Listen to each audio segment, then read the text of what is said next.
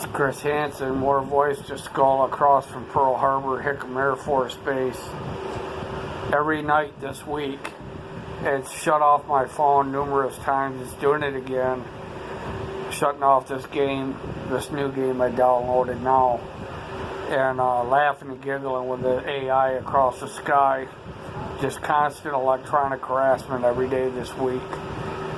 Just keep shutting my phone off. Every time I go into a game, just cutting it off. And radiating the back of my head and putting blasphemies of the Holy Spirit in my brain. It's pulsing from 114. I got the address in the street already posted. And it's coming across the sky from a satellite over Pearl Harbor, Hickam Air Force Base. That's the main voice to skull. And then it just uses signal boxes. Obviously, they got all these satellites built into the same system, doing their hive mind, except it's hive mind with all the satellites connecting together now. They just committing utter terrorism and torture on me every day of the week. This is a record of it. It's Charles, is it the 24th today? Yes.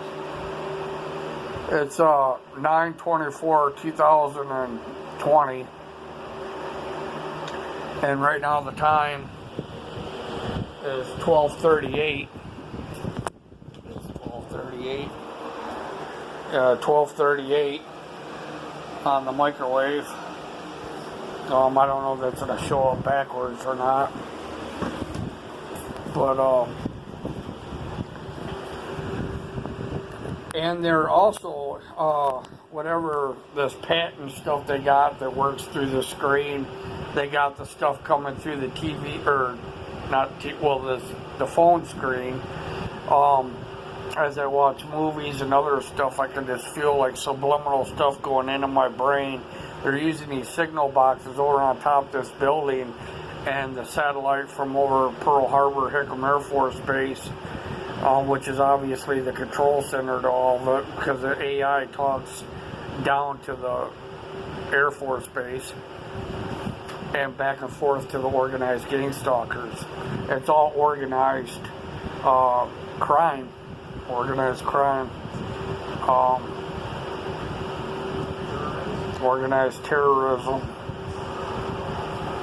This thing radiates. It comes from one side, and then they're using this stuff through the screen, where at times I can't even, I find myself turning the screen.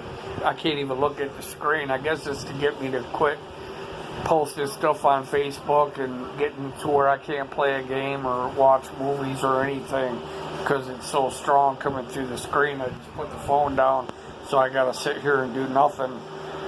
Just another way of isolating people and committing terrorism and programming people. I just sit here and I'm tortured every day. I'm thinking about actually walking around and knocking on the residents' doors and letting them know what's going on, and talking to each and every one of the tenants here, so the next time the police show up, they know exactly what's going on. They know what the screaming's about. They know why the police are here. There was 2 cops that were murdered, or not murdered, basically shot to death by this guy that was being targeted also by the government. And the organized gang stalkers were around him. They talked with all the neighbors, but anytime that they got him on film, they just briefly let him say a couple words, and then they just cut him off. You never really get the story from him, but he was obviously targeted by this stuff also. He wound up setting a bunch of houses on fire. It was over a housing issue, which is exactly what they're doing to me. I was forced out of my hometown in Montrose, Michigan, and they're isolating me. They're trying to get me from getting housing here. They got people in all branches. The police are involved. Robert Duncan and Barry Trower try to speak out about it, but the news covers it up and everything else. This is what's going on. I got several complaints with Verizon. They're using Verizon signal boxes, which I know for a fact because they were using the tower in my hometown, and Verizon actually owns that tower. They got all these companies that are operating together. This is a record of it. My name is CULVER HANSEN. I'm from Montrose, Michigan. I was forced out of my hometown by a bunch of Masons. Basically, the police were involved in my hometown. They covered up an assault that had to do with the organized gang stalking here on the island. JANINE, part of the prosecuting attorney's office here, covered it up with Inspector COLEMAN. When I was assaulted at A American Storage, and the organized gang stalking basically came to a head there,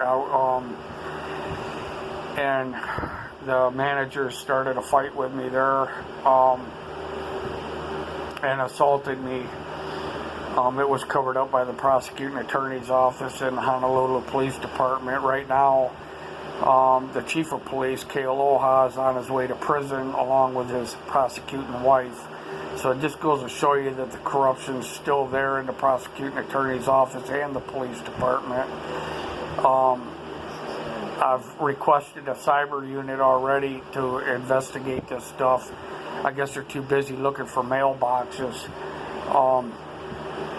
They basically will not have it investigated. They said that if I had a good enough